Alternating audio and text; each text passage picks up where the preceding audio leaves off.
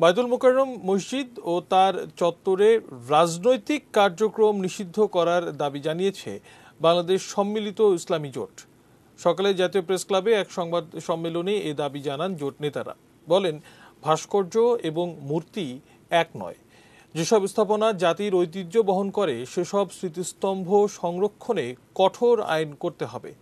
এ সময় তারা হেফাজতের বর্তমান নেতৃত্বের সমালোচনা করে বলেন, তারা উগ্র ও পাকিস্তানপন্থী প্রতিক্রিয়াশীল। তারা কওমি মাদ্রাসার বৈষম্যের সমালোচনা করে বলেন, যেসব আলেম ও ইমাম মসজিদের ভেতরে এতিমখানা বানিয়ে ছাত্রদের নিয়ে থাকেন, তাদের অনেকের বিরুদ্ধেই ছাত্রদের সঙ্গে অসৌজন্যমূলক আচরণের অভিযোগ রয়েছে। এ সময় দেশের ধর্ম ব্যবসায়ী ফতোয়াবাজদের বিরুদ্ধে জনগণকে রুখে দাঁড়ানোর আহ্বান জানায় সম্মিলিত ইসলামী জোট।